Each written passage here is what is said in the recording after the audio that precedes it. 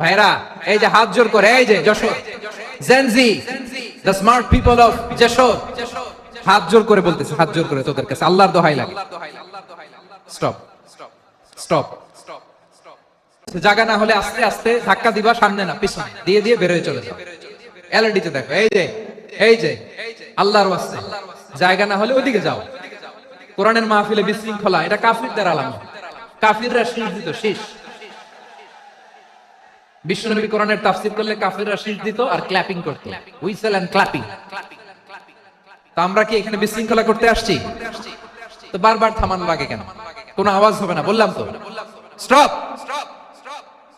আওয়াজ করে বলুন, কোরআনের কেন্দ্রীয় আলোচ্য বিষয় কি? সবাই বলেননি। এতগুলো মানুষ উত্তর দিলে এতটুকু আওয়াজ হয়, অন্তত আমি বিশ্বাস করি না। যশোর, আওয়াজ করে বলো, কোরআনের কেন্দ্রীয় আলোচ্য বিষয় কি? মানুষ। এই মানুষ কোরআনের কেন্দ্রীয় আলোচ্য বিষয়। মানুষকে আল্লাহ স্বাধীনতা দিয়েছেন, ফামান শাআ ফালিউমিন ওয়া মান শাআ ফালিয়াকফুর। চাইলে মুমিন হতে পারো, চাইলে কাফির হতে পারো, তোমার ইচ্ছা। তবে জেনে রাখো, মুমিন হলে পাবা জান্নাত, কাফির হলে পাবা জাহান্নাম। নাও দ্য ডিসিশন ইজ ইয়ার্স। সিদ্ধান্ত তোমার, জান্নাতে যাবা না জাহান্নামে যাবা। যশোরের ভাইরা আওয়াজ করে বলুন, কই যেতে চান, জান্নাতে না জাহান্নামে? ডান দিকে না বাম দিকে? ডানপন্থী না বামপন্থী? চিল্লা চিল্লি না চুপচাপ? খারাপ হলে একেবারে খারাপ হতে পারো, নিকৃষ্ট হলে একেবারে নিকৃষ্ট হতে পারো, ভালো হলেও ভালো হতে পারো। সুবহানাল্লাহ। এবার আওয়াজ করে বলুন, ভালো হতে চাই না খারাপ? শ্রেষ্ঠ না নিকৃষ্ট? মানুষ ভালো হলে মানুষ ফেরেশতার চেয়েও ভালো, মানুষ খারাপ হলে সে পশুর চেয়েও খারাপ। কথা ঠিক কিনা বলেন? ভালো হলে ফেরেশতার চেয়েও ভালো, খারাপ হলে পশুর চেয়েও নিকৃষ্ট। তার মানে শ্রেষ্ঠত্বে মানুষ, শ্রেষ্ঠত্বে ফেরেশতাকে হার মানায়, আর অধপতনে শ্রেষ্ঠত্বে ফেরেশতাকে ছাড়িয়ে যায়, আর অধপতনে পশুকেও হার মানায়। আই রিপিট, আমি আবারও বলছি, মানুষ শ্রেষ্ঠত্বে ফেরেশতাকে ছাড়িয়ে যায়, আর অধপতনে সে পশুকেও হার মানায়। আওয়াজ করে বলতে হবে ঠিক কিনা? এটার প্রমাণ কি? মানুষ শ্রেষ্ঠ হইলে যে ফেরেশতার চেয়েও সেরা, তার প্রমাণ কি?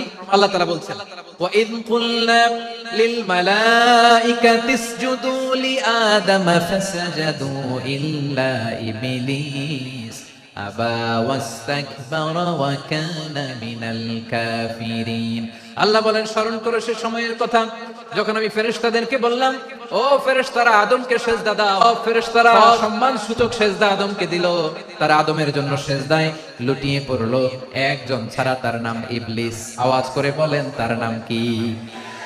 সে অহংকার প্রদর্শন করলো, সে কাফের হয়ে গেল, বাকি সব ফেরেশতারা সেজদা দিল। সুবহানাল্লাহ। আবার আদম আলাইহিস সালামকে আল্লাহ জিজ্ঞেস করলেন, সব বলে দিল উত্তর, কিন্তু ফেরেশতাদেরকে একই প্রশ্ন জিজ্ঞেস করলেন, তারা উত্তর করতে পারে নাই। তার মানে এর মধ্য দিয়ে প্রমাণিত হয়, মানুষ ভালো হলে ফেরেশতার চেয়েও ভালো, ফেরেশতার চেয়েও মানুষের মর্যাদা বাড়িয়ে দিয়েছে কে? সব নূরের ফেরেশতা যখন মাটির আদমকে সেজদা দেয়, এটা প্রমাণ করে ফেরেশতার চেয়েও মানুষের মর্যাদা বাড়িয়ে দিয়েছে কে? তুমি মাটির আদমকে প্রথম সৃষ্টি করিয়া ঘোষণা করিয়া দিলে শ্রেষ্ঠ বলিয়া, তাই তো নূরের ফেরেশতা করে আদমকে সেজদা। ঠিক কিনা বলেন? তাই তো নূরের ফেরেশতা করে আদমকে সেজদা, সবার চেয়ে সম্মান দিলে মাটির আদমকে। আল্লাহু আল্লাহু তুমি জানলে জালালুহু, শেষ করা তো যায় না গে তোমার গুণগান। পড়েন না? পড়েন, আল্লাহু আল্লাহু তুমি জানলে জালালুহু, শেষ করা তো যায় না গে তোমার গুণগান। আল্লাহু আল্লাহু। আল্লাহু আকবার। আদমের মর্যাদা বেশি, মানুষের মর্যাদা বেশি, মানুষ শ্রেষ্ঠ, তার প্রমাণ নূরের ফেরেশতা মাটির আদমকে সেজদা করে। আওয়াজ করে বলেন ঠিক কিনা?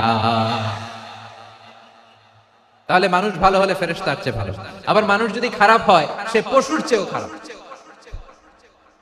অধপতনে পশুত্বকে হার মানায়। তার প্রমাণ, তার প্রমাণ কি? তার প্রমাণ হচ্ছে যশোরের ভাইরা দেখবেন পত্রিকায়, পত্রিকায় নিউজ পেপারে মাঝে মাঝে এরকম দেখা যায়, এক মানুষ আরেক মানুষকে হত্যা করে 20 টুকরা করে বস্তার ভিতরে ভরেছে। আপনারা এই নিউজ পড়েন নাই না? দেখেন নাই? দেখছেন, মানুষ মানুষকে হত্যা করে কয় টুকরা? জোরে বলেন। এখানেই ক্ষান্ত হয় না, আবার কোথায় ঘটছে? বস্তার ভেতরে। আচ্ছা, বুঝে থাকলে আওয়াজ করে বলেন, কোনদিন শুনছেন একটা হাতি আর একটা হাতিকে হত্যা করে 20 টুকরা করছে? বোমা মেরে শহরগুলো উড়িয়ে দেয়। এই যে ইসরায়েল গাজার মধ্যে যে অ্যাটাক করেছে, এরা মসজিদ মানে নাই, মসজিদে বম ফেলেছে। এরা খ্রিস্টানদের চার্চ গির্জা মানে নাই, গির্জায় বম ফেলেছে। পৃথিবীর ইতিহাসে never happened in the history of the world that someone bombed on a hospital, on a ICU center. এমন হাসপাতাল যেখানে আইসিইউ রোগীরা আছে, ওই হাসপাতালের উপরও ইসরায়েলি সৈনিকেরা বোমা মেরেছে। জোরে বলেন ঠিক কিনা? এরা মানুষ? আওয়াজ করে বলেন, এরা মানুষ না। প্রিয় ভাইয়েরা, চোখ কান নাক মুখ থাকলেই মানুষ না। যা সামনে দেখেন এগুলো সব মানুষ না, এগুলো জনসংখ্যা। এগুলো কি? সবাই বলুন, এগুলো কি? বাড়ছে জনসংখ্যা, কমছে মানুষ। বাড়ছে জনসংখ্যা, কমছে। এই দুনিয়া এখন তো সেই দুনিয়া নাই, মানুষ নামের মানুষ আছে, দুনিয়া বোঝাই, সেই মানুষের ভিড়ে আমার আসল মানুষ না। ঠিক কিনা? আসল মানুষের বড্ড অভাব, আসল মানুষের বড্ড অভাব। আমার ভাইয়েরা, মানুষ খারাপ হলে পশুকেও হার মানায়। আচ্ছা, আওয়াজ করে বলেন, এই যশোরের ছেলেরা দিক তাকাও, আওয়াজ করে বলেন, যে ইসরায়েলি সোলজাররা উপর থেকে বোমা মারল, তারাও মানুষ? তারাও কি? ওরাও রক্তে মাংসে মানুষ, ওদেরও পরিবার আছে। বোমা মেরে যেই মেয়েটাকে তারা অনাথ বানায়, ইয়াতিম বানায়, ও কিন্তু বাসায় ওর মেয়েটাকে রেখে আসছে। ঠিক কিনা বলেন? বম্বিং করে যে বাবাকে মেরে, স্বামীকে মেরে স্ত্রীকে বিধবা বানায়, তারও ঘরে স্ত্রী আছে। উপর থেকে বোম মেরে মানুষ মেরে দিচ্ছে, তারাও মানুষ। 1945 সালের 6ই আগস্ট আমেরিকান সোলজাররা হিরোশিমায় বোম মেরেছে। আমি নিজে দেখে এসেছি জাপানের হিরোশিমাতে। সকাল 8:15 মানুষ কেউ অফিসে যাচ্ছিল, কেউ খেতে খামারে কাজ করতে যাচ্ছিল। লিটল বয় নামে একটা বোম মেরেছে তারা। এই বোমের আঘাতে, পারমাণবিক এই বোমার রেডিয়েশনে আঘাতে, বোম ব্লাস্ট হওয়ার পরে মুহূর্তের মধ্যে 1,40,000 নাই। উপর থেকে যারা মারতেছে এরাও মানুষ, যাদেরকে মারলো তারাও। তার মানে মানুষে মানুষে পার্থক্য আছে না? নেই? মানুষে মানুষে পার্থক্য আছে। নাক কান চোখ মুখ থাকলেই মানুষ নয়।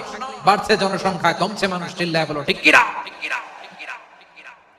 তাহলে আমরা বুঝলাম, মানুষ ভালো হলে অনেক ভালো, খারাপ হলে অনেক খারাপ। ও আমার কলিজার টুকরা যশোরের ভাইয়েরা, আসুন না 3 দিন ব্যাপী এই তাফসীরুল কোরআনের ঐতিহাসিক প্রোগ্রাম থেকে আমরা সিদ্ধান্ত নেই, আমরা ভালো মানুষ হব নাকি খারাপ মানুষ হব।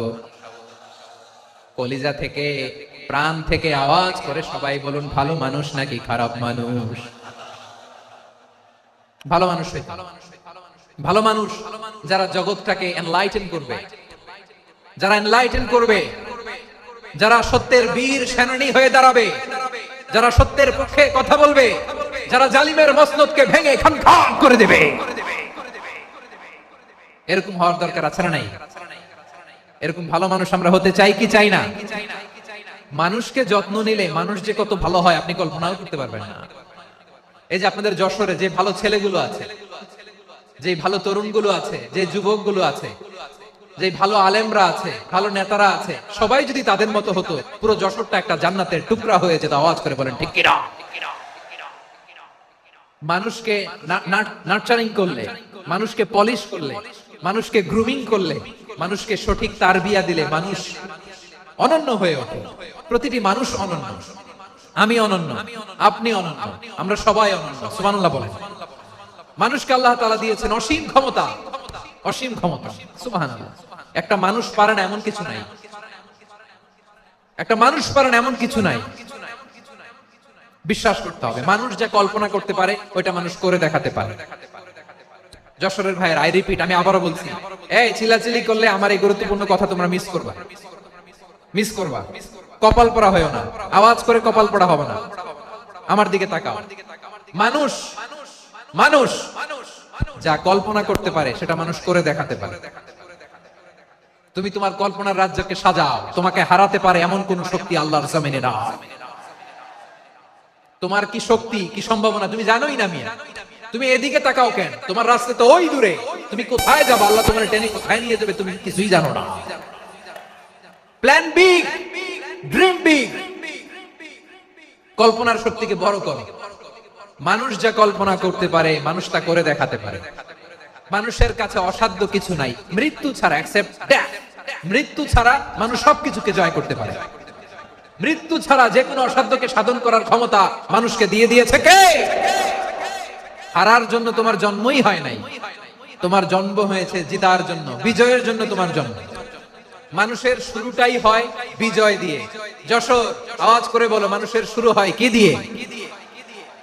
আমরা যখন আমার পিতার পৃষ্ঠদেশে ছিলাম, পিতার পৃষ্ঠদেশ থেকে শুক্রাণু যখন মায়ের গর্ভদেশে যেয়ে পড়ে, কতটা শুক্রাণু ভ্রমণ শুরু করে জানো? 20 কোটি শুক্রাণু। একবার সিমেন আউট হলে সেখানে 20 কোটি শুক্রাণু থাকে, ভ্রমণ শুরু করে। ওই 20 কোটি শুক্রাণুর মধ্যে থেকে তুমি আমি আজকে এক বিকশিত শুক্রাণু মানব রূপে পৃথিবীতে এসেছে। সুবহানাল্লাহ। ওই 20 কোটি শুক্রাণুর প্রতিযোগিতায় সবাইরে পেছনে ফেলে সেদিন আমি সফল হয়েছিলাম, সেদিন আমি বিজয়ী হয়েছিলাম। সেদিন আমি এত ছোট ছিলাম, মাইক্রোস্কোপ দিয়েও আমার অস্তিত্ব টের পাওয়া যায় না। আমি এত তুচ্ছ ছিলাম, নগণ্য ছিলাম, আমার কান ছিল না, আমার চোখ ছিল না, আমার হাত ছিল না, আমার জন্য রিকমেন্ডেশন করার মতো মামু ছিল না, খালা ছিল না, কেউ ছিল না। তারপরেও ওই প্রতিযোগিতায়, ওই কম্পিটিশনে যখন আমারে কেউ হারাতে পারে নাই, আল্লাহর জমিনেও আমারে কেউ হারাতে পারে না। হারার জন্য তোমার জন্মই হয় নাই, তুমি আসছোই জিতার জন্য। সুবহানাল্লাহ। বিশ্বনবী বলেন, আন-নাসু মাআদিন কামাআদিনিয যাহাবি ওয়াল ফিদ্দা খিয়ারুহুম ফিল জাহিলিয়াতি খিয়ারুহুম ফিল ইসলাম। Peoples are like mines of gold and silver. সোনার খনি, রূপার খনি, এর চেয়ে বড় খনি হচ্ছে এই মানব সম্পদের খনি। আওয়াজ করে বলেন আল্লাহু আকবার। আল্লাহ তাআলা এই সম্পদ আমাদেরকে দিয়েছে। বিশ্বনবী বলেন, মানুষ হচ্ছে খনির মতো। খিয়ারুহুম ফিল জাহিলিয়াতি খিয়ারুহুম ফিল ইসলাম। জাহিলি যুগে যারা সেরা, ইসলামেও তারা সেরা। ইদা ফাকহু, যদি তারা বুঝবান হয় তাহলে তাদেরকে সেরা বানায় দিবে কে? তাহলে মানুষের চেয়ে সেরা কেউ হতে পারে? মানুষের চেয়ে অনন্য কেউ হতে পারে? মানুষকে কেউ হারাতে পারে? আওয়াজ করে বলো, তোমাকে কেউ হারাতে পারবে? এই সাহস জাগছে আজকের আলোচনা থেকে। আমি তুমি অনন্য, আমাকে তোমাকে হারায় দেওয়া এত সহজ না, ঠিক কিনা? একটা কথা জীবনের সাথে সেট করে নিতে হবে, আমি জিতি নয় শিখি, আমি কখনো হারি না। জীবনের সাথে সেট করে নাও, জেনজি অফ জেসর, আমি কখনো হারি না, আমি হয় জিতি নয় শিখি। চিল্লায় বলো ঠিক কিনা? আমি কখনো হারি না, আমারে হারানো এত সোজা না। কি সাহস জাগছে? বুকে সাহস জাগছে? তাকবীর পড়ো, লিল্লাহি তাকবীর। তাহলে বিশ্বনবী বলেন, নাসু মাআদিন, মানুষ হচ্ছে খনি। এই ধাক্কা ধাক্কি, আমি জানি এগুলো ভালোবাসার ধাক্কা ধাক্কি, এজন্য আমি সহ্য করে নেই। এগুলো যে ভালোবাসার ধাক্কা ধাক্কি এটা আমরা বুঝি। পৃথিবীর কোন আইন, সিকিউরিটি, প্রটোকল দিয়ে এটারে মানানো যাবে না, কারণ এটা তো ভালোবাসা, লাভ। লাভ কোন আইন কানুন দিয়ে বাধা যায় না, মানানো যায় না, ঠিক কিনা বলো?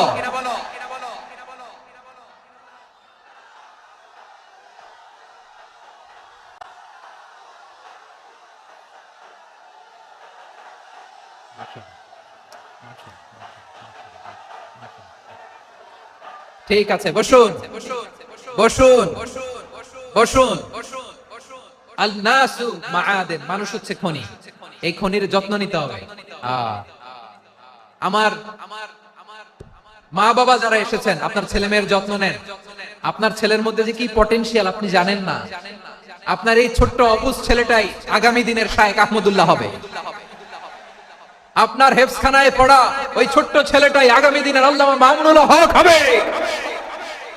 আপনার ওই ছেলেটা আমির হামজা হবে, আব্দুল হাই সাইফুল্লাহ হবে। এভাবে বড় বড় আলেম হবে, তারা যুগশ্রেষ্ঠ আলেম হবে। সেই একদিন এই বাংলাদেশের পার্লামেন্টে যে বক্তব্য দিয়ে যশোরের পক্ষে কথা বলবে। আপনি জানেন না, কাউকে ছোট করবেন না আপনি, ওর কনফিডেন্স আপনি কমাবেন না, আপনি কমাতে পারেন না।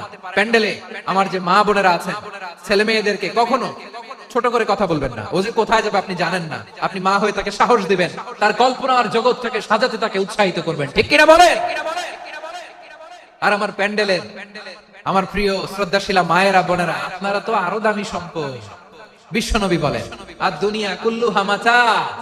আল্লাহ আল্লাহ আল্লাহ, বিশ্বনবীর কথার ওজন দেখেন। আর দুনিয়া কুল্লুহা মাতা ওয়া খায়রু মাতা'আদ দুনিয়াল মারআতুস সালিহা। বিশ্বনবী বলেন, দুনিয়ায় যা দেখো সব আল্লাহর দেওয়া অ্যাসেট, মানে সম্পদ। আর এত অ্যাসেটের ভিড়ে সবচেয়ে শ্রেষ্ঠ সম্পদ হচ্ছে নেককার নারী। সুবহানাল্লাহ। ভাইয়েরা বোনের সাথে খারাপ আচরণ করো না, সন্তান মায়ের সাথে খারাপ আচরণ করো না। আমাদের মায়েরা আমাদের asset, they are our priceless asset. কারণ এই মায়েদের পেটে এসেছে আল্লাহর ওলিরা, এই মায়েদের পেটে এসেছে খান জাহান আলী, এই মায়ের পেটে এসেছে শাহজালাল ইয়ামানি, এই মায়ের পেটে এসেছে আল্লাহর সব নবীরা। নাকি নবীরা আকাশ থেকে ধপ করে জমিনে নেমে আসছে? মায়ের পেটে আসছে। এই মায়ের পেটগুলো খনি। আমার সম্মানিত মায়েরা বোনেরা, নিজেকে ইসলাম দিয়ে সাজান, নিজেকে ইসলাম দিয়ে সাজান, নিজেকে পবিত্র রাখুন, নিজের আব্রু ঈমান ইজ্জতের হেফাজত করুন, কোরআন পড়ুন, সুন্নাহ পড়ুন। আপনি জানেন না আপনার গর্ভে কে আসছে, কোন ক্ষণজন্মা পুরুষকে আল্লাহ তাআলা আপনার গর্ভে পাঠাবে, আপনি জানেন না। মায়েরা নিজেদেরকে পবিত্র রাখুন, ইসলাম চর্চা করুন, কোরআন চর্চা করুন, নৈতিকতা দিয়ে নিজেকে সাজান। যশোরের জেনজি, নিজেদেরকে প্রস্তুত রাখো আগামীর বাংলাদেশের জন্য। নৈতিকতা, মোরালিটি, ভ্যালিউজ দিয়ে নিজেকে সাজাও, ইসলাম দিয়ে নিজেকে সাজাও। কারণ আগামীর বাংলাদেশ ইসলামের বাংলাদেশ। বাংলাদেশের আসল পরিচয় ইসলাম। বাংলাদেশের আসল পরিচয় কি? সবাই বলে না। বাংলাদেশের আসল পরিচয় কি? এই ইসলাম দিয়ে আমরা সংসদ ভবন সাজাবো, রাজি আছি না নাই? শেকড় ভুলে যাওয়া যাবে না। আমরা ধাপে ধাপে শরিয়া আইনের দিকে যাব ইনশাআল্লাহ, কিন্তু জঙ্গিবাদ দিয়ে নয়, কট্টর পন্থা দিয়ে নয়। আমরা ইন্টেলেকচুয়ালি, গ্রাজুয়ালি, ধাপে ধাপে শরিয়া আইনের দিকে মুভ করব ইনশাআল্লাহ। বলো লিল্লাহি তাকবীর। দেশের আসল পরিচয় সবাই বলে না, আওয়াজ করে। এদেশের আসল পরিচয়, এদেশে আজান শুনে সূর্য ওঠে শহর গ্রামে, এদেশে আজান শুনে সূর্য ডোবে সন্ধ্যা নামে, এদেশে সকল কাজে সবাই বলে বিসমিল্লাহ, এদেশে ভালো কিছু দেখে শুনে হাসি মুখে সবাই বলে মাশাআল্লাহ, সুবহানাল্লাহ, সুবহানাল্লাহ, সুবহানাল্লাহ, সুবহানাল্লাহ, সুবহানাল্লাহ, সুবহানাল্লাহ, সুবহানাল্লাহ, সুবহানাল্লাহ। ও নবীন তরুণ, তোমার কিসের এত ভয়? জেনে রেখো বাংলাদেশের আসল পরিচয়। বাংলাদেশের আসল পরিচয় ইসলাম। আওয়াজ তুলে বলো, আসল পরিচয় কি? এদেশে পরস্পরে দেখা হলে দেয় সালাম, এদেশে আমজনতার হৃদয় জুড়ে পাক্কা আলাম। ঠিক কি না? এদেশে বিপদ এলে সর্বজনে সর্বক্ষণে দোয়া পড়ে ইন্না লিল্লাহ, সুবহানাল্লাহ, সুবহানাল্লাহ, সুবহানাল্লাহ, সুবহানাল্লাহ। এদেশে আজান শুনে সূর্য ওঠে শহর গ্রামে, এদেশে আজান শুনে সূর্য ডোবে সন্ধ্যা নামে, এদেশে সকল কাজে সবাই বলে বিসমিল্লাহ, এদেশে ভালো কিছু দেখে শুনে হাসি মুখে সবাই বলে মাশাআল্লাহ, সুবহানাল্লাহ। আওয়াজ করে সুবহানাল্লাহ, সুবহানাল্লাহ, সুবহানাল্লাহ, সুবহানাল্লাহ। সবাই একসাথে সুবহানাল্লাহ, সুবহানাল্লাহ, সুবহানাল্লাহ, সুবহানাল্লাহ। এদেশের আসল পরিচয় কি? আওয়াজ করে বলতে ভয় লাগে। এদেশের আসল পরিচয় কি? ইসলাম দিয়ে আমাদের সংসদ ভবন চলুক, আমরা চাই কি চাই না? বঙ্গভবনে লা ইলাহা ইল্লাল্লাহর পতাকা উড়ুক, আমরা চাই কি চাই না? প্রতিটি জেলা অফিসে, ডিসি অফিসে লা ইলাহার পতাকা ঝুলুক, আমরা চাই কি চাই না? কারা কারা চাই? হাত তুলে আল্লাহর দেখা।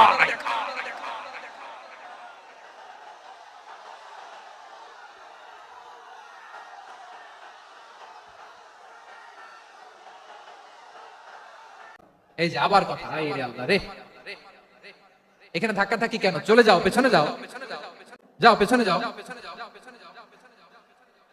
করার কারণে প্রোগ্রামটাই নষ্ট করে দেয়। আসছে আমার ভালোবাসা দেখাইতে, প্রোগ্রামটাই শেষ করে দিয়ে চলে। স্টপ। কি আজীব তামাশা! যেখানে যাই এখানে ধাক্কা ধাক্কি, মারামারি, গায়ের উপরে, কাঁধের উপরে, শাউটিং। অনেক গুরুত্বপূর্ণ কথা পয়েন্ট করে নিয়ে আসে যে বলবো, এই শাউট। হযরত আবু মাহজুরা রাদিয়াল্লাহু তাআলা আনহু ওনার এই সুললিত কণ্ঠ ব্যবহার করে মসজিদুল হারামে এত সুন্দর করে আল্লাহু আকবার বলে আযান দিতেন। মানুষগুলোর, মুসল্লিগুলোর, মক্কাবাসীর হৃদয়কে তিনি বিগলিত করে দিতেন। মানুষের হৃদয়কে ঠান্ডা হয়ে যেত। শুধু এখানেই শেষ না আমার যশোরের ভাইয়েরা। বিশ্বনবী যখন সাইয়েদনা আবু মাহজুরা রাদিয়াল্লাহু তাআলা আনহুকে আযান শিখাচ্ছিলেন, বলেন তো বিশ্বনবীর হাতটা কোথায় ছিল? আবু মাহজুরার মাথার সামনে, এই চুলের উপরে ছিল। আবু মাহজুরা ওই স্মৃতিটাকে ধারণ করবার জন্য, ওই স্মৃতিকে বহন করার জন্য বিশ্বনবীর মোবারক হাত আবু মাহজুরার কপালের চুলের যেই জায়গায় লেগেছে, মৃত্যুর আগের দিন পর্যন্ত আবু মাহজুরা মাথার ওই চুলে কোনোদিন ছুরি আর কামান লাগায় না। সেখানে কেচি লাগায় নাই, চুলের মধ্যে খুর লাগায় নাই। আবু মাহজুরা ডান দিকের চুল কাটতো, বাম দিকের চুল কাটতো, পেছনের চুল কাটতো, সামনের চুল কাটতো না। আবু মাহজুরা রাদিয়াল্লাহু তাআলা আনহুর সামনের চুলগুলো বড় হতে হতে যখন এত বড় হয়ে যায়, তিনি চুলগুলো পেঁচিয়ে মাথার মধ্যে রাখতেন। তারপরে তিনি পাগড়ি পরতেন। সবাই জিজ্ঞেস করতো, আবু মাহজুরা এটা আবার কেমন স্টাইল? দেখতে তোমার কি বিদঘুটে লাগে? কেমন অড লাগে? কেমন খারাপ দেখা যায়? মক্কায় এমন কোন মানুষ তো দেখি নাই, ডানে চুল কাটে, বায়ে চুল কাটে, পেছনে চুল কাটে, সামনে কাটে না। ওরে আবু মাহজুরা, কেমন দেখা যায় তোমারে? তুমি সামনের চুল কাটো না কেন? আবু মাহজুরা বলে, আমি হাঁটু গেড়ে পেয়ারা নবীর সামনে বসেছিলাম। আমার এই মাথার চুলের মধ্যে মুবারক হাত লাগিয়ে বিশ্বনবী নিজে আমাকে আজানের প্রতিটা বাক্য শিক্ষা দিয়েছেন। বিশ্বনবীর মুবারক হাত, পবিত্র হাত আমার মাথার চুলের যে জায়গায় লেগেছে, আমি চাই ওই চুলগুলা নিয়ে আমি আমার কবরের ভিতরে যাব। সাইয়েদনা আবু মাহজুরা রাদিয়াল্লাহু তাআলা আনহু ইন্তেকালের আগের পর্যন্ত মাথার সামনের চুলগুলা কাটে নাই। মাথার সামনের চুল তিনি কাটেন নাই। সুবহানাল্লাহি বিহামদি। কেমন ভালোবাসতেন বিশ্বনবী সাহাবীদেরকে, সাহাবারা কেমন ভালোবাসতেন বিশ্বনবীকে। সামনের চুলগুলো বড় হতে হতে এত বড় ছিল, পেঁচিয়ে রেখে পাগড়ি করতেন, কাটতেন না। নবীর হাত লেগেছিল। সুবহানাল্লাহ পড়েন। তাহলে what is the lesson? Moral of the story কি? মোরাল অফ দ্য স্টোরি হচ্ছে, আসছিল আজানকে ব্যঙ্গ করার জন্য, বিকৃত করার জন্য, হয়ে গেল মসজিদুল হারামের মুয়াজ্জিন। দেখেন বিশ্বনবী একটা খারাপ সিচুয়েশনের মধ্যে থেকে কি ভালো জিনিস বের করে আনলেন। আমি যে শুরুতে বলেছি কিভাবে তিনি হিউম্যান রিসোর্সকে ডেভেলপ করেছেন, ম্যানেজ করেছেন। তিনি যে চৌকুশ ট্যালেন্ট হান্টার ছিল, দেখেন সবার মধ্যে থেকে এর বাছাই করে মুয়াজ্জিন বানাই দিয়েছেন। সুবহানাল্লাহ পড়েন। তার মানে এই না সবাইরে ধরে ধরে উনি মুয়াজ্জিন বানাইছেন। যার যেই ট্যালেন্ট আছে তাকে ওই কাজে অ্যাসাইন করেছেন। যার যেই প্রতিভা আছে তার প্রতিভাকে ইসলামের কাজে লাগিয়েছেন। সুবহানাল্লাহ পড়েন। যায়েদ বিন সাবিত রাদিয়াল্লাহু তাআলা নাম শুনেছেন? যশোর কথা বের হয় না। যদি জিজ্ঞাসা সালমান খানের নাম শুনছেন, সবাই হাত তুলবে, জি হুজুর শুনছি, মানে সব দেখা শেষ। সালমান খান, আমির খান, আমুক খান, সব খান মুখস্থ, কিন্তু যায়েদ বিন সাবিতের নাম মুখস্থ নাই মুসলমানদের। যে সাহাবী মাথার সামনের চুল কাটে নাই, মসজিদুল হারামের মুয়াজ্জিন বানাইছেন বিশ্বনবী, সাহাবীর নাম কি? খায়া ফেলাইছে, স্লোগানের সাথে খায়া ফেলাইছে। আবু মাহজুরা। কি নাম? আবু মাহজুরা আল জুমাহি রাদিয়াল্লাহু তাআলা। এই নামটা আজকে নিয়ে যাইতে হবে যশোর। আবু মাহজুরা রাদিয়াল্লাহু তাআলা। দুই নম্বরে বলছিলাম যায়েদ বিন সাবিত রাদিয়াল্লাহু তাআলা। বিশ্বনবী দেখলেন মদিনার এই আনসারী সাহাবী হাইলি ট্যালেন্টেড, ইন্টেলেকচুয়াল, মেরিটোরিয়াস, জ্ঞানের প্রতি তার আকর্ষণ, মারাত্মক আকর্ষণ। বিশ্বনবী তাকে দায়িত্ব দিলেন, কোরআন যা নাজিল হয় তুমি লিখো, কাতিবুল ওহী বানাই দিলেন। সুবহানাল্লাহ। যায়েদ বিন সাবিতরে আবার আযান শেখানো হলো, কারণ তার মধ্যে বিশ্বনবীর প্রতিভা দেখেছেন, একাডেমিক প্রতিভা। বিশ্বনবীর একাডেমিক প্রজেক্ট গুলো তিনি হ্যান্ডেল করতেন। যায়েদ বিন সাবিত ছিল বিশ্বনবীর ব্যক্তিগত সচিব। কি ছিল? ব্যক্তিগত সচিব। বোঝেন নাই? বিশ্বনবীর ব্যক্তিগত সচিব এবং দোভাষী। ইহুদিরা কিছু লিখে দিলে এটার অর্থ বিশ্বনবীরে বুঝায় দিতেন, আবার ইহুদিদের কাছে কিছু লিখতে হলে তিনি লিখে দিতেন। বিশ্বনবী একদিন বললেন, ইন্নী ওয়াল্লাহি মা আমানু ইয়াহুদা আলা কিতাব। ইহুদিরা যে চিঠি পাঠায় অর্থ তো বুঝি না, আরেক ইহুদি আইনা অর্থ করা লাগে। আবার ইহুদিদের কাছে কিছু লিখে পাঠাইতে চাইলে আমরা তো লিখতে পারি না, ইহুদিরে দিয়ে লেখা লাগে। ওরা যে পয়রা শোনায় লিখে দেয়, আমি ওদের বিশ্বাস করি না। আমার নিজের একজন লোক দরকার। বিশ্বনবী এই যায়েদ বিন সাবিতকে চুজ করলেন ল্যাঙ্গুয়েজের জন্য। উনি বললেন, যায়েদ, তোমার সফট স্কিলকে ডেভেলপ করতে হবে, তুমি হিব্রু ল্যাঙ্গুয়েজ শিখে ফেলো। যায়েদ বিন সাবিত বলল, বিশ্বনবীর মোটিভেশন আর ইন্সপিরেশন পেয়ে আমি 15 দিনে ইহুদিদের এই হিব্রু ল্যাঙ্গুয়েজ শিখে ফেললাম। শুধু শিখে ফেললাম না, হাত্তা হাদিকতু, even I became master in the language. এই ভাষা আমি পারদর্শী হয়ে গেলাম। এরপরে ইহুদিরা চিঠি লিখে পাঠালে আর কোনো ইহুদি ডাকা লাগতো না, আমি নবীর এটার অর্থ শুনে পরে বুঝাই দিতাম। আবার ইহুদিদের কাছে চিঠি লেখা লাগলে আমি যায়েদ বিন সাবিত চিঠি লিখে দিতাম। সুবহানাল্লাহ। দেখেন, এত সাহাবীর মধ্যে থেকে বিশ্বনবীর একাডেমিক প্রজেক্ট, ব্যক্তিগত সচিব, দোভাষী হিসেবে তিনি যায়েদ বিন সাবিতের মতো তরুণকে নির্বাচিত করেছেন। কেমন ট্যালেন্ট হান্টার ছিল আমার নবী। সুবহানাল্লাহ পড়বেন না? বিশ্বনবীর ইন্তেকালের পরে সাইয়েদনা আবু বকর রাদিয়াল্লাহু তাআলা আনহু যখন খলিফা হয়ে আসলেন, কোরআনকে সংকলনের দায়িত্ব দেয়া লাগবে, কোন সাহাবীকে দিবেন? সব সাহাবারা মিলে পরামর্শ করলেন। সাইয়েদনা আবু বকর, ওমর সবাই মিলে বিশাল কোরআন সংকলনের গুরু দায়িত্ব বিশ্বনবীর ব্যক্তিগত সচিব, বিশ্বনবীর দুভাষী, বিশ্বনবীর সিলেক্ট করাইল যায়েদ ইবনে সাবিত রাদিয়াল্লাহু তাআলা আনহুকে দিয়েছে। কোরআনের কবি তো আজকে এখানে রাখে নাই। এই যে আজকের যে কোরআন পড়েন, এটা আগে এরকম ছিল না। কোরআন নাজিল হলে সাহাবারা চামড়ার, উটের চামড়ায় লিখে ফেলত, উটের চ্যাপ্টা হাড্ডির মধ্যে লিখে ফেলত, গাছের গুড়ির মধ্যে লিখে ফেলত, বিভিন্ন জনের কাছে ছড়ানো ছিটানো ছিল। আবু বকর রাদিয়াল্লাহু তাআলা আনহু একসাথে করলেন, পরবর্তীতে উসমান রাদিয়াল্লাহু তাআলা আনহু একসাথে করলেন 114 সূরার এখন এই মুসহাফ, এই কম্পাইলেশন, এই কপি আমরা পেয়েছি, যার হিউজ কন্ট্রিবিউশন ছিল। এই পুরো কোরআন কম্পাইলেশনের প্রজেক্ট ম্যানেজার ছিল যায়েদ বিন সাবিত রাদিয়াল্লাহু তাআলা। কোরআন কম্পাইলেশনের প্রজেক্ট ম্যানেজার, দেখেন উনারে মাথায় হাত দিয়ে আযান শেখায় নাই। সুবহানাল্লাহ কইবেন না? তাহলে প্রথম সাহাবী আবু মাহজুরাকে মুয়াজ্জিন বানাইলেন, যায়েদ বিন সাবিতকে ব্যক্তিগত সচিব আর দোভাষী বানালেন, মুসআব ইবনে উমাইর রাদিয়াল্লাহু তাআলা আনহুকে ইসলামের প্রথম অ্যাম্বাসেডর বানালেন। তাহলে তৃতীয় নাম্বার একজন সাহাবীর নাম দিয়েছে মুসআব ইবনে উমাইর। মুসআব কি নাম? নামটা কেমন লাগে? এই কয়েকজনের ভালো লাগে? এই ধাক্কাধাক্কি কেন? ধাক্কাধাক্কি কেন ভাই? না না না, এরকম হইলে আসবো না যশোর, আমি আর আসবো না। হয় পিছনে চলে যাও, নাহলে চুপ, ধাক্কাধাক্কি নেই। 3 নাম্বার সাহাবীর নাম মুসআব। কি নাম? He was the first ambassador in Islam. ইসলামের প্রথম ডিপ্লোম্যাট, প্রথম কূটনৈতিক, ইসলামের প্রথম কূটনৈতিক, ইসলামের প্রথম ডিপ্লোম্যাট, প্রথম অ্যাম্বাসেডর মুসআব ইবনে উমাইর। মক্কার তরুণ যুবক, উনি পারফিউম লাগাইলে মানুষ দেখলেই বুঝতো এটা মুসআব লাগাইছে। এমন ড্যাশিং ফেসের ছিল, এমন স্মার্ট ড্যাশিং ফেস, এমন পার্সোনালিটির মানুষ ছিলেন মুসআব রাদিয়াল্লাহু তাআলা। কারণ যিনি ইসলামের স্পোকম্যান হবেন, মুখপাত্র হবেন, তার স্মার্ট হওয়ার দরকার আছে না নাই? আকাবার প্রথম শপথ যখন হলো, তাদের সাথে বিষ্ণু ইসলাম মদিনাতে একজন মুখপাত্র পাঠালেন, ডিপ্লোম্যাটকে পাঠালেন, অ্যাম্বাসেডর অফ ইসলাম, তিনি হচ্ছেন মুসআব ইবনে উমাইর। পড়েন সুবহানাল্লাহ। বিশ্বনবী দেখলেন সে অনেক স্মার্ট, তার ডেডিকেশন আছে, সিনসিয়ারিটি আছে, এবং মদিনায় যে আউস খাজরাজ গোত্রের নেতাদের সাথে ডিল করতে হবে, ইহুদিদের সাথে ডিল করতে হবে, ওখানে একজন পাক্কা জানু খেলোয়াড়ের দরকার আছে না নাই? মুসআব ইবনে উমাইর রাদিয়াল্লাহু তাআলা আনহু, ওনাকে বিষ্ণু ইসলাম চুজ করলেন।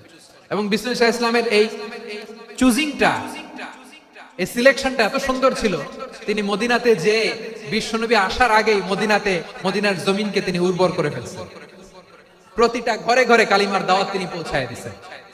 জুমার বিধান নাজিল হয়েছে, কিন্তু মক্কায় পরিবেশ নাই জুমা পালনের। বিষ্ণু ইসলাম একজনকে দিয়ে খবর পাঠালেন, যাও মদিনায় মুসাবকে যে বলো, মুসাব তো আমার শিক্ষক, আমার স্পোকম্যান, মদিনাতে যেন তারা জুমা কায়েম করে। বিশ্বনবীর আগেই মুসাব মদিনার মুসলিমদেরকে নিয়ে মদিনায় প্রথম জুমা কায়েম করে ফেলছে। সুবহানাল্লাহ। ডিপ্লোম্যাটদের কেমন হইতে হয়, অ্যাম্বাসেডরের কেমন হইতে হয়, মুসআব রাদিয়াল্লাহু তাআলা আনহুর কাছ থেকে শিখানো। মুসআব নামটা কেমন লাগে? যশোর যাদের সন্তান হবে, ছেলে সন্তান, আমার রাস্তায় পাইলে সবাই জিজ্ঞেস করে, হুজুর একটা নাম দেন, আমার ছেলে হবে। যশোরবাসীর জন্য আমি একটা নাম দিয়ে দিলাম, নাম রাখতে হবে মুসআব। কি নাম? নামটা যাদের ভাল লাগে, ছেলে সন্তান অনাগত আসবে, মনে চাইলে নাম রেখে দিলেন মুসআব রাদিয়াল্লাহু তাআলা আনহুর নামে মুসআব। তাহলে মুসআব রাদিয়াল্লাহু তাআলা আনহুকে বিশ্বনবী ল্যাঙ্গুয়েজ শিখান নাই, সফট স্কিল শিখান নাই। যায়েদ রাদিয়াল্লাহু তিনি হিব্রু ল্যাঙ্গুয়েজ শিখেছেন, সুরিয়ানি শিখেছেন, কিন্তু মুসআবকে তিনি বানিয়েছেন the spokesman of Islam, the first diplomat, the ambassador of Islam. সুবহানাল্লাহ পড়বেন না? আব্দুল্লাহ ইবনে আব্বাস রাদিয়াল্লাহু তাআলা আনহু বিশ্বনবীর কাজিন, চাচাতো ভাই। আবার মাইমুনা রাদিয়াল্লাহু তাআলা আনহু, মাইমুনা নবীর স্ত্রী, তিনি ছিলেন আব্দুল্লাহর আপন খালা। তো নবীর বউ যদি উনার খালা হয়, নবী তার কি? বুঝে নাই, নবী তার কি? খালু। তাহলে সম্পর্ক অনেক গভীর, কাজিন আবার খালু। ছোট্ট মানুষ, তাই রাতে মাঝে মাঝে ঘরে থাকতো। বিশ্বনবী দেখলেন আব্দুল্লাহ যেহেতু আমার ঘরে ঢুকতে পারে, আব্দুল্লাহরে এই উম্মতের বড় শিক্ষাবিদ বানাইতে হবে। কথা বোঝে নাই? আব্দুল্লাহকে কি বানাইতে হবে? শিক্ষাবিদ, এডুকেটর অফ দিস উম্মাহ, এই উম্মার শিক্ষাবিদ বানাইতে হবে। তাই আব্দুল্লাহ ইবনে আব্বাসকে বিশ্বনবী হাতে কলমে শিক্ষা দিয়েছেন। আহারে, আর এরপরে যে কি ভাষা আসবে তোমাদের জন্য আমার মুখ থেকে আমি নিজেও জানি না। 1 ঘন্টা যাবো ধাক্কা ধাক্কি মারামারি, তো আসতে বলছে কে তোমাকে? পেছনে চলে যাও, জায়গা না পেলে পুরো প্রোগ্রামটাই নষ্ট করে দেবে। জি, আমার দিকে তাকা, আমি শেষ করে দিচ্ছি। হবে না, ইন্টেলেকচুয়াল আলোচনা এখানে হবে না, আমি বুঝতে পারছি, শেষ করে দিচ্ছি। আব্দুল্লাহ ইবনে আব্বাস রাদিয়াল্লাহু তাআলা আনহু, মনোযোগ দিয়ে কয়েকটা মিনিট শুনুন, আমি এখনই শেষ করে দিচ্ছি, এরপর আওয়াজ করবে। এই যে এগুলো কি আমি বুঝলাম না। আমি বললাম না সব করা যাবে, বসে যাও, শুয়ে যাও, চলে যাও, আওয়াজ করা যাবে। অন্যকে বসো এটাও বলার দরকার নেই, জাস্ট এদিকে তাকা। আল্লাহ। আব্দুল্লাহ ইবনে আব্বাস রাদিয়াল্লাহু তাআলা আনহু, উনাকে বিশ্বনবী হাতে কলমে শিক্ষা দিয়েছেন, যেহেতু উম্মতের শিক্ষাবিদ হবে, এডুকেটর হবে। তো বিশ্বনবী রাতে যখন তাহাজ্জুদ পড়তেন, ছোট্ট আব্দুল্লাহ ঘরে থাকতো, বুঝতে পেরেছেন? ছোট্ট মানুষ তো ঘরে থাকতো। তো বিশ্বনবী তাহাজ্জুদের জন্য একবার দাঁড়িয়েছেন, ছোট্ট আব্দুল্লাহ ওযু করে দাঁড়াইছে। আচ্ছা বলেন তো, ইমাম আর মুসল্লি মোট যদি 2 জন হয়, একজন ইমাম একজন মুসল্লি, তো মুসল্লি ইমামের কোন দিকে দাঁড়াবে? ডানে দাঁড়াবে। ছোট্ট আব্দুল্লাহ বুঝে নাই, বিশ্বনবী তাহাজ্জুদ শুরু করেছেন, উনি একতেদা করছেন আর দাঁড়াইছেন বায়ে। কোথায় দাঁড়িয়েছেন? আব্দুল্লাহ বলেন, যখন আমি বায়ে দাঁড়ালাম, আখাযা রাসূলুল্লাহ সাল্লাল্লাহু আলাইহি ওয়াসাল্লাম উযুনি আল ইউমনা ইয়াফতিলহা, বিশ্বনবী নামাজরত অবস্থায় আমার কান ধরে টেনে আমার ডান দিকে এনে দাঁড় করায় দিলেন। পড়েন সুবহানাল্লাহ। দেখেন হাতে কলমে শিক্ষা। আর জীবনে ভুলাবে? কথা কয় না, আর ভুলাবে? আর ভুলাবে না। এভাবে বিশ্বনবী অনেক সঙ্গ পেয়েছেন, সফর করেছেন, একই বাহনে বসেছেন, এক বাহনে বসে লম্বা নসিহত করেছেন, বলেছেন ইয়া গোলাম ইহফাজিল্লাহ ইয়াহফাজকা, ইহফাজিল্লাহ তাজিদহু তুজাহাক, ইযা সাআলতা ফাসআলিল্লাহ ওয়া ইযা ইসতাআনতা ফাসতাইন বিল্লাহ। আল্লাহর বিধান মানো, আল্লাহর বিধান রক্ষা করো, আল্লাহ তোমায় রক্ষা করবে। আব্দুল্লাহ, চাইতে হলে আল্লাহর কাছে চাও, সাহায্য চাইতে হলে আল্লাহর কাছে সাহায্য চাও। মনে রেখো, গোটা বিশ্বের সবাই যদি তোমার সাহায্য করতে চায়, ততটুকুই করতে পারবে যতটুকু আল্লাহ তোমার নসিবে লিখেছে। গোটা বিশ্ব যদি তোমার বিরুদ্ধে ষড়যন্ত্রে দাঁড়িয়ে যায়, ক্ষতি ততটুকু করতে পারবে যতটুকু তোমার জন্য বরাদ্দ আছে, এর বাইরে কিছু করতে পারবে না। আওয়াজ করে বলেন ঠিক কিনা?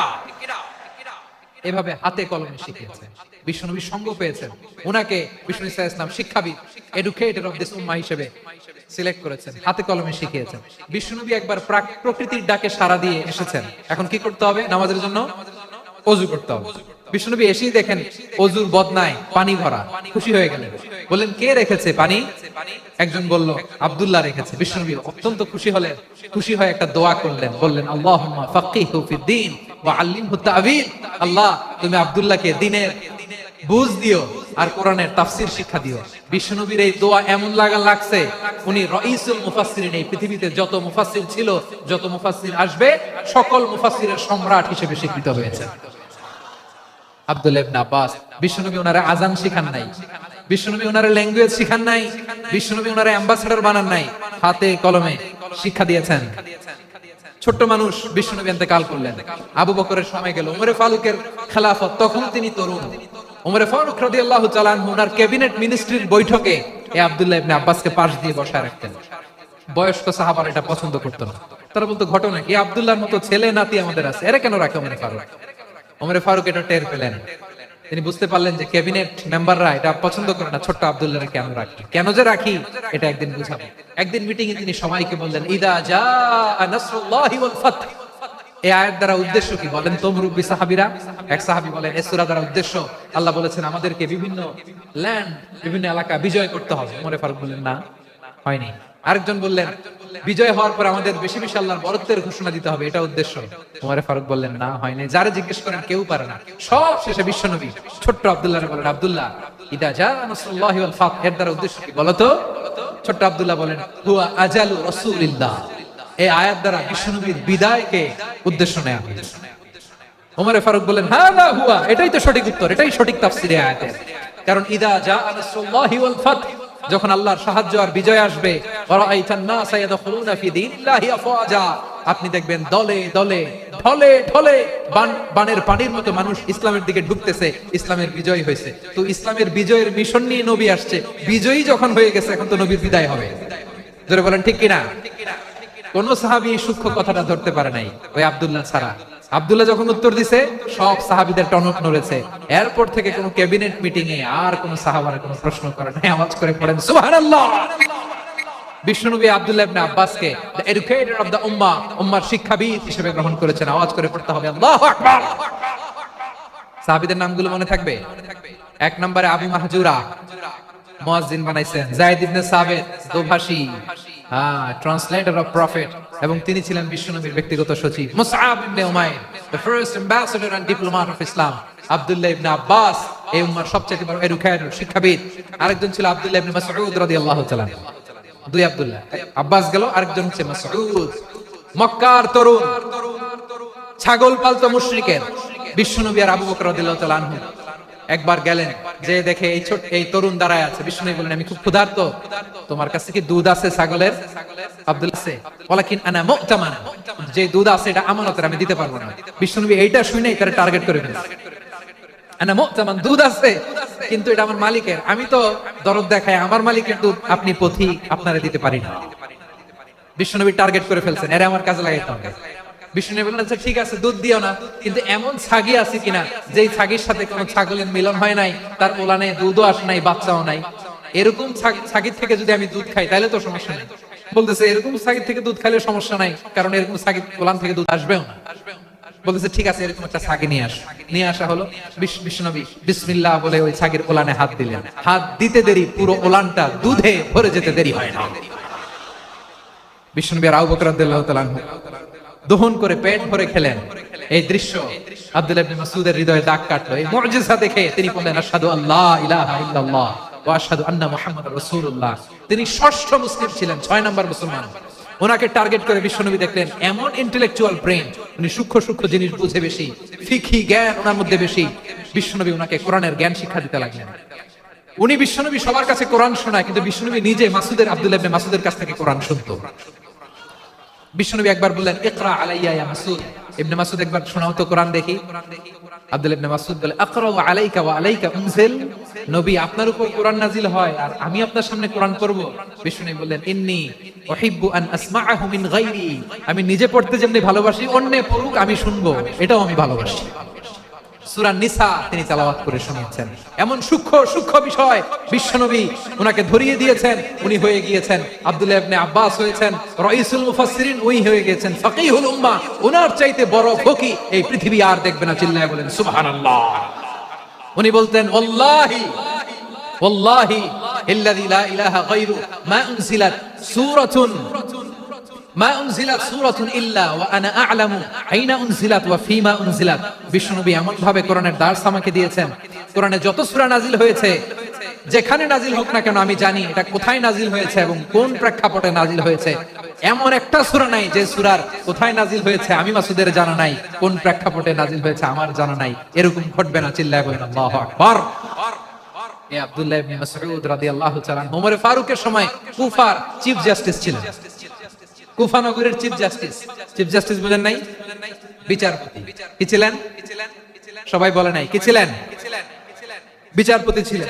এবং ওনার যে ফিকহি জ্ঞানের ধারা, এটাই আলকামা ইব্রাহিম আন-নাখাঈ হাম্মাদ ইবনে সুলাইমান হয়ে ইমাম আবু হানিফা পর্যন্ত পৌঁছেছে এবং উনার ফিকহি জ্ঞানের ধারাই হানাফি মাযহাবে অ্যাকসেপ্ট হয়েছে। আজও এগুলো হানাফি মাযহাবে চর্চিত হয়। হানাফি মাযহাবের সব ফিকহ আব্দুল্লাহ ইবনে মাসউদের ফিকহি জ্ঞানের ধারা থেকে নেওয়া হয়েছে। চিল্লায়া পড়েন সুবহানাল্লাহ।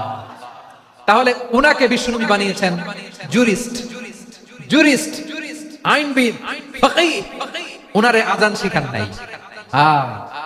হিউম্যান রিসোর্স ডেভেলপমেন্ট কিভাবে করবেন, মানব সম্পদের উন্নয়ন কিভাবে করতে হয়, কিভাবে যার যেখানে প্রতিভা কাজে লাগাতে হয় উনি দেখিয়েছেন। সুবহানাল্লাহ পড়বেন না? খালিদ বিন ওয়ালিদ নাম শুনছেন? কে কে শোনেন নাই হাত তোলেন। কি ছিলেন? বীর যোদ্ধা, বীর যোদ্ধা ছিলেন খালিদ বিন ওয়ালিদ। কিন্তু তিনি ইসলাম ধর্ম গ্রহণ করেছেন অনেক দেরিতে, 8ম হিজরিতে। তার মানে 8ম হিজরির আগে উনি মুশরিকদের পক্ষে লড়াই করেছেন। ওনার হাতে কত মুসলিম সাহাবী যে নিহত হয়েছে হিসাব নাই। বিশ্বনবী টার্গেট করে রাখছেন, তুমি আমাদের মুসলিমদের এত ক্ষতি করলা, তুমি যখন মুসলমান হবা তোমারে দিয়ে আমি এমন কাম করাবো যেটা আর কেউ করতে পারবে না। সুবহানাল্লাহ নাই?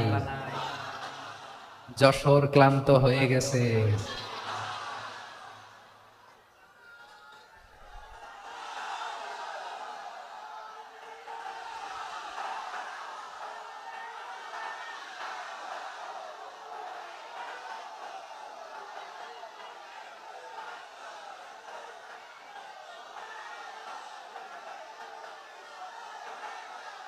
মাশাআল্লাহ, বসুন বসুন বসুন।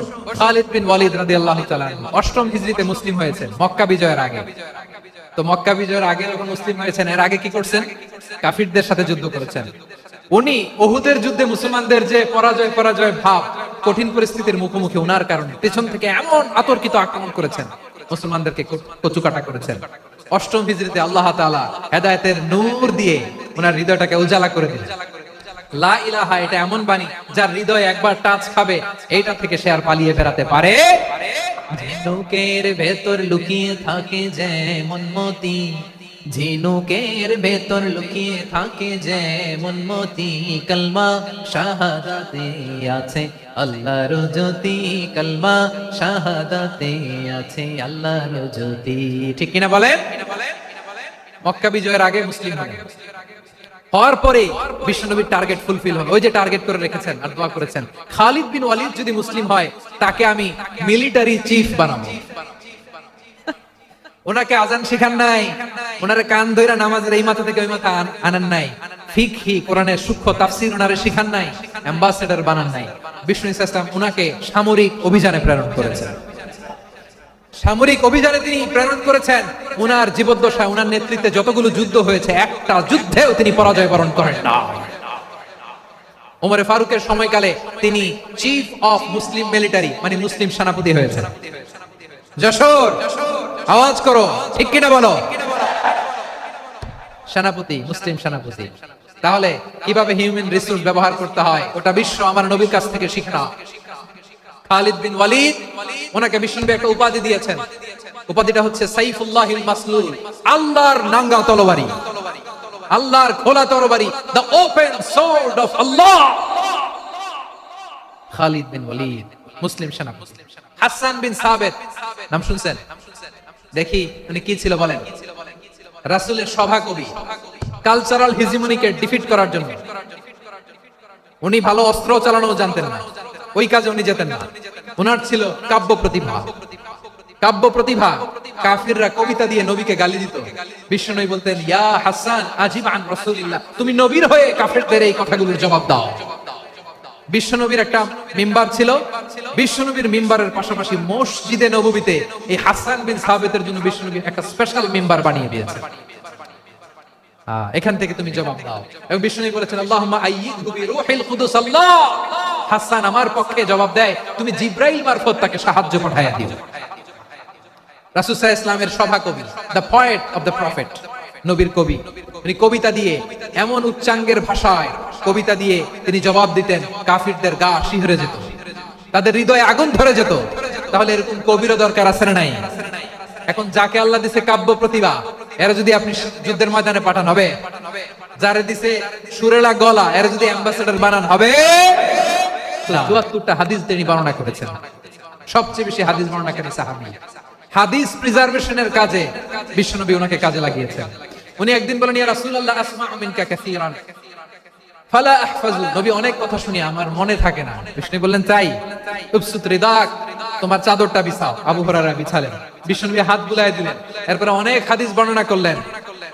আবু হুরায়রা বলে, তারপর থেকে বিশ্বনবী যাই বর্ণনা করে আমি শুনি আর একটাও বলি না। সুবহানাল্লাহ।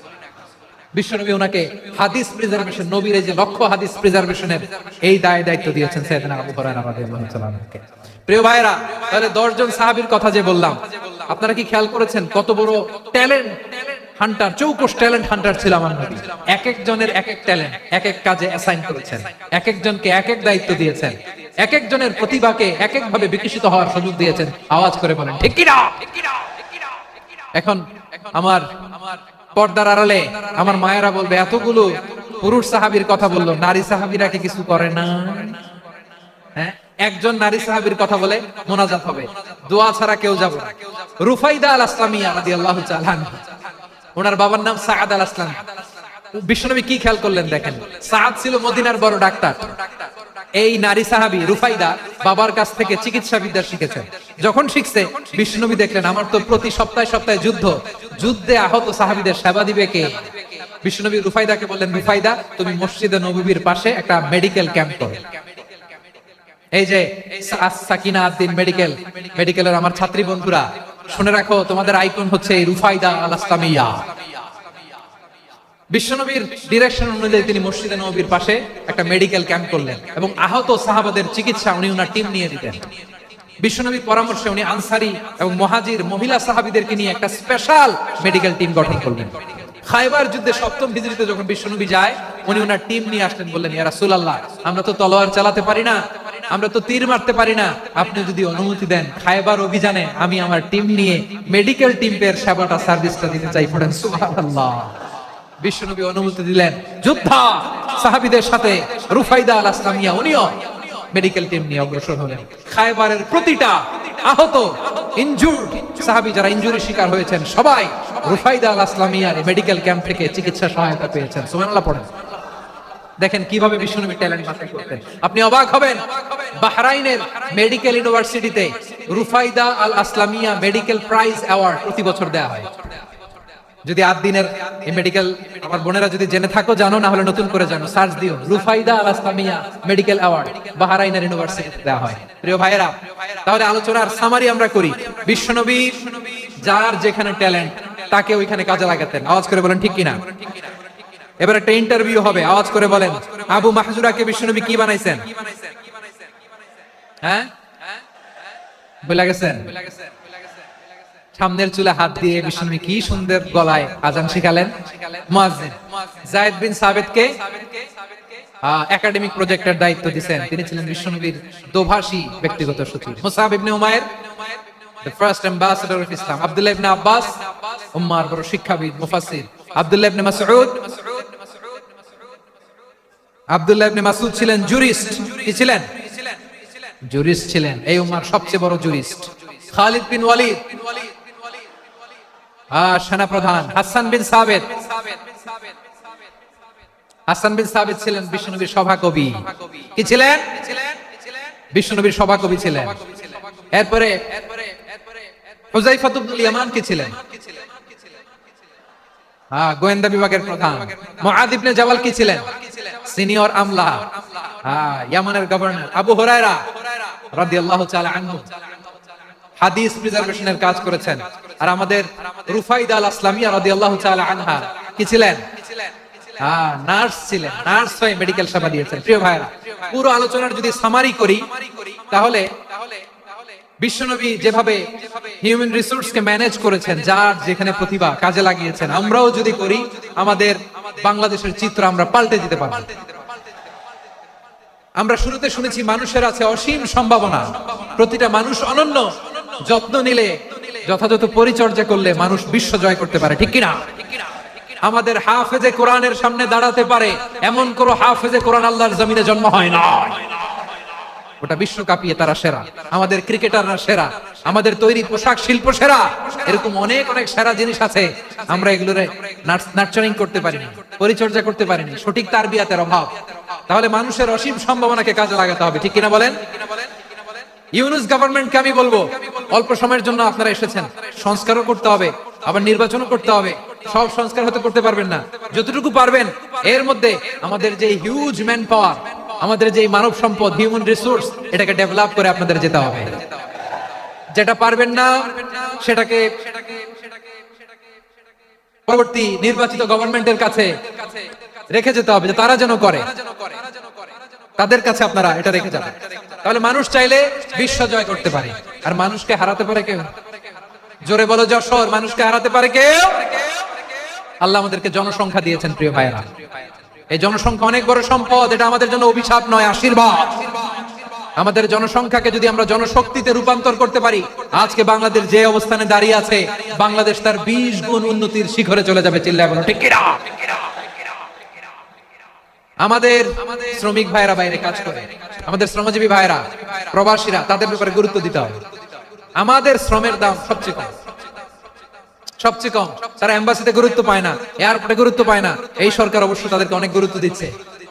আমাদের অদক্ষ শ্রমিককে যখন আমরা দুবাই পাঠাই, অল্প বেতন পায়, কিন্তু ইন্ডিয়ানরা দক্ষ শ্রমিক পাঠালে তার 3 গুণ বেতন পায়। আমরা আমাদের শ্রমিকদেরকে অদক্ষ ভাবে আর পাঠাতে চাই না, দক্ষ শ্রমিক পাঠিয়ে আমরা রেমিটেন্সের বন্যা বইয়ে দেব। আমাদের শ্রমিকদের পাঠানো রেমিটেন্সের টাকায় সচল থাকে আমার দেশের অর্থনীতির চাকা। তাদেরকে সবচেয়ে গুরুত্ব দিতে হবে। আমরা পেয়েছি ফ্রিডম ফাইটার, মুক্তিযোদ্ধা, আর আমার প্রবাসী ভাইরা হচ্ছে রেমিটেন্স ফাইটার। জোরে বলো ঠিক কিনা? তাহলে আমাদের এই জনশক্তিকে জনসম্পদে ট্রান্সফর্ম করতে হবে, ঠিক কিনা বলেন? সরকার জনগণকে এইভাবে পলিশ করতে হবে। মা বাবারা ছেলে মেয়েদের মধ্যে কার কোন যোগ্যতা, তাকে ওইভাবে কাজে লাগাতে হবে। সবার A+ পাওয়ার কোনো দরকার নাই। আমাদের দেশে একটা টেন্ডেন্সি আছে, পরীক্ষায় A+ না পাইলে তুই কি করলি, পাশের বাড়ির ছেলে A+ পাইছে, যা ওর পা ধোয়া পানি খা। কি খা? আমি ভাবছি যে পা ধোয়া, A+ পাওয়া ছেলেদের পা ধোয়া পানির একটা পানির ব্র্যান্ড বানাইতে হবে, এরকম লেখা থাকবে A+ পাওয়া ছেলেদের পা ধোয়া পানি। খাওয়া নাই, এগুলার খাওয়া নাই, ওরে আল্লাহ A+ পাওয়ার জন্য বানাইছে, আর আপনার ছেলেকে এই A+ গুলারে নিয়ন্ত্রণ করার জন্য আল্লাহ বানাইছে। আমি আল্লাহর শুকরিয়া জ্ঞাপনের পাশাপাশি তাদেরকে আমার অন্তরের অন্তঃস্থল থেকে শুকরিয়া, ধন্যবাদ এবং মোবারকবাদ জানাতে চাই। একটা A+, একটা A গ্রেড একটা মানুষের জীবনকে ঠিক করে দিতে পারে না।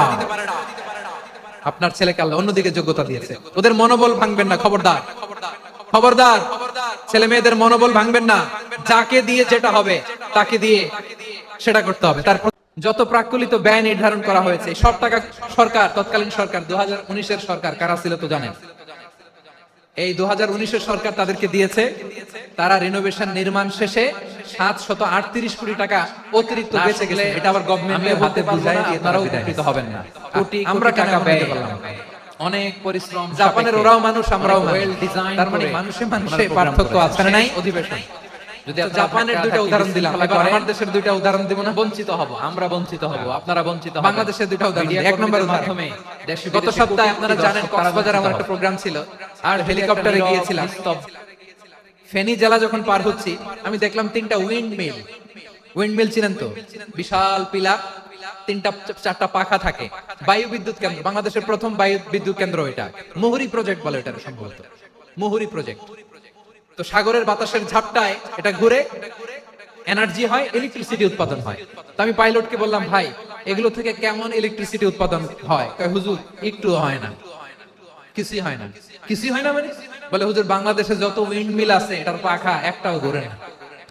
আল্লাহ, বলেন কি? তাহলে এই যে কোটি কোটি টাকা ব্যয় করে যে উইন্ডমিল, কয় হুজুর ভিতরে ফিটফাট, উপরে ফিটফাট, ভিতরে সদরঘাট। তার মানে কোটি কোটি টাকা দিয়ে উইন্ডমিল বানায়, এখানে কিছু নাই। দুর্নীতির আড্ডাখানা, আখড়াখানা বাংলাদেশ, ঠিক কিনা বলেন? আয়রে, জাপানিজরাও মানুষ, আমরাও মানুষ। আমার এক নিকটাত্মীয় সরকারি চাকরিজীবী, উনি আমাকে বললেন, বাংলাদেশের আরেকটা উদাহরণ দেখ। উনি আমাকে বললেন যে প্রতি বছর আমাদের অফিসের ফার্নিচার চেঞ্জ করে। বললাম প্রতি বছর ফার্নিচার চেঞ্জ করে কেন? বলে যে ফার্নিচার নতুন পারচেজ করলেই তো ওইখানে টাকা, নতুন কিনতে পারলেই টাকা, নতুন উন্নয়নের সবক শোনাতে পারলেই টাকা। প্রথম আলোর রিপোর্ট, কি আলো? প্রথম আলোর রিপোর্ট, গত 15 বছরে উন্নয়নের নামে লুটপাট হয়েছে প্রায় 3.25 লাখ কোটি টাকা। কার রিপোর্ট? আমাদের বানানো কথা। প্রথম আলোর রিপোর্ট। গত 15 বছরে কারা ছিল জানেন তো? হ্যাঁ, শুধু ওনাদেরকেই দোষ দিয়ে লাভ নাই। স্বাধীনতার পর থেকে শুধু শাসকের হাত বদল হয়েছে, আমরা কিছু পাই নাই, ঠিক কিনা বলেন? শুধু ওনাদের দোষ দিয়ে কি লাভ? একদল খাইছে, আরেক দল খাওয়ার জন্য রেডি হয়ে আছে। আমরা এরকম চাই না, জনগণকে ফুটপাতে বসাই। প্রিয় ভাইয়া, জাপানের মানুষও মানুষ, আমরাও মানুষ। সিদ্ধান্ত আপনার, কোন মানুষ হবেন, ভালো মানুষ না খারাপ মানুষ? আজকের আলোচনার বিষয় হচ্ছে মানব সম্পদের উন্নয়ন, human resource development. It's a process to increase the capacity of knowledge, skill, capacity of the people of a country. একটা দেশের মানুষের জ্ঞান, তাদের দক্ষতা কি করে বাড়ানো যায়, বাড়িয়ে দেশের উন্নয়ন করানো যায়, এটাই হচ্ছে মানব সম্পদ উন্নয়নের মূল কথা। তাহলে মানব সম্পদ হচ্ছে একটা দেশের সবচাইতে শক্তিশালী পুঁজি। প্রাকৃতিক সম্পদ, খনিজ সম্পদের চেয়েও দামি হচ্ছে মানব সম্পদ। আমার প্রিয় যশোর, প্রাকৃতিক সম্পদ, খনিজ সম্পদের চেয়েও দামি সম্পদ কি সম্পদ? আল্লাহ তাআলা দয়া করে আমাদেরকে এই মানব সম্পদ দিয়েছেন। আসুন আমাদের এই মানুষগুলোকে আমরা সোনার মানুষ বানাই। রাজি আছেন তো সবাই? রাজি আছেন? মানুষ পারে না এমন কোনো কিছু নাই, চাইলে সব পারে। এজন্য মানুষকে তারবিয়া দিতে হবে, যথাযথভাবে তাদেরকে গড়তে হবে। আসুন আমরা সিরাতের আয়নায় বিশ্বনবীর জীবনী থেকে দেখি তিনি কিভাবে হিউম্যান রিসোর্সকে ম্যানেজ করতেন। যদি আপনাদের সময় হয়, দুই একটা উদাহরণ দিয়ে আজকে আমি আমার আলোচনার বিদায় নিব। হবে সময় হবে কয়েক মিনিট। হ্যাঁ, শান্ত থাকবেন তো? শান্ত থাকবা? হ্যাঁ, ঠিক আছে। এই ধাক্কার মধ্যে ঢুকছে, এবার মজা বুঝতেছো তো? হ্যাঁ, মানা করছিলাম না? ঠিক আছে, টের পাও। হ্যাঁ, ঠিক আছে। যে আওয়াজ করবে আমি ওকে দেখতেছি, কে কে আওয়াজ করবে দেখতেছি। শেষ কথা, শেষের দিকে চলে আসছি। বিষ্ণু ইসলাম কিভাবে হিউম্যান রিসোর্সকে ম্যানেজ করতেন, মজার কথা আছে কয়েকটা, বলে বিদায় নিন। বিশ্বনবী কিভাবে এই মানব সম্পদকে ম্যানেজ করতেন? বিশ্বনবী he was a very good talent hunter, চৌকস ট্যালেন্ট হান্টার ছিল। কার মধ্যে কি ট্যালেন্ট আছে দেখলেই বুঝে ফেলতেন। সুবহানাল্লাহ পড়বেন না? কি নবী আমরা পেয়েছি! He was a very good talent hunter. আমার নবী তিনি চৌকস ট্যালেন্ট হান্টার ছিলেন। কার মধ্যে কি প্রতিভা বের করতেন, ওই প্রতিভাকে ইসলামের কল্যাণে কাজে লাগাতেন। সুবহানাল্লাহ বলেন। যাকে যেই জায়গায় সেট করলে ভালো হবে তাকে ওই জায়গায় সেট করতেন। কয়েকজন সাহাবীর জীবনী শুনে। আবু মাহজুরা রাদিয়াল্লাহু তাআলা আনহু, মক্কার মুয়াজ্জিন, আগে ছিল মুশরিক, পরে হইছে মুমিন। উনি কিভাবে মুমিন হইলেন এই ঘটনাটা একটু আপনাদের শোনাতে চাই। তো আপনাদের তো সময় নাই হাতে। হ্যাঁ, সময় আছে? এই যে এই জেনজি শেষ করে দিল আজকের প্রোগ্রামটা। 1 ঘন্টা ধাক্কা ধাক্কি করে কেমনে দাঁড়ায় আছে আমি বুঝলাম না।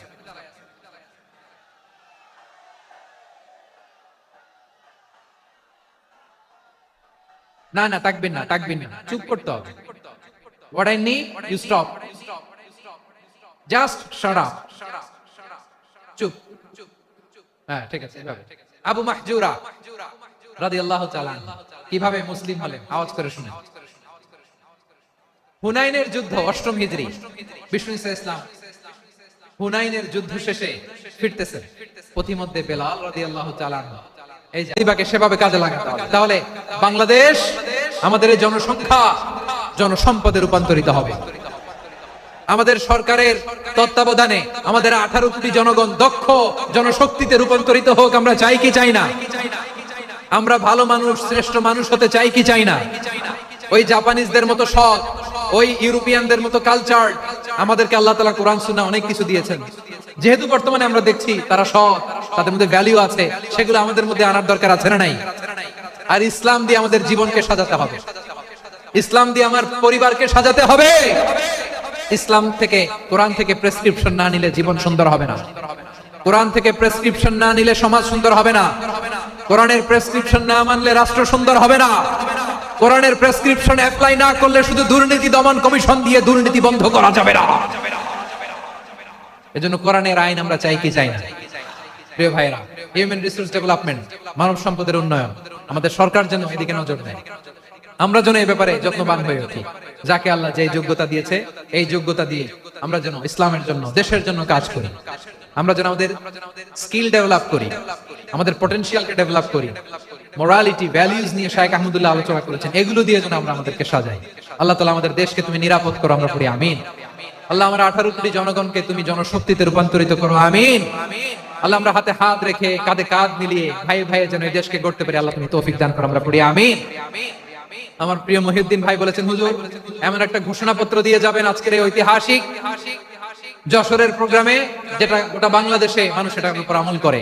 আমি যে কথাটা বলেছি এটাই, আসুন আমরা আমাদের জনসংখ্যাকে জনসম্পদে ট্রান্সফর্ম করি, আমাদের জনসংখ্যাকে আমরা যেন জনশক্তিতে রূপান্তরিত করি, জনসংখ্যাকে ট্রান্সফর্ম করে জনশক্তি দিয়ে আমরা যেন আগামীর বাংলাদেশ, স্বাধীন বাংলাদেশ 2.0 কে গড়ে তুলি।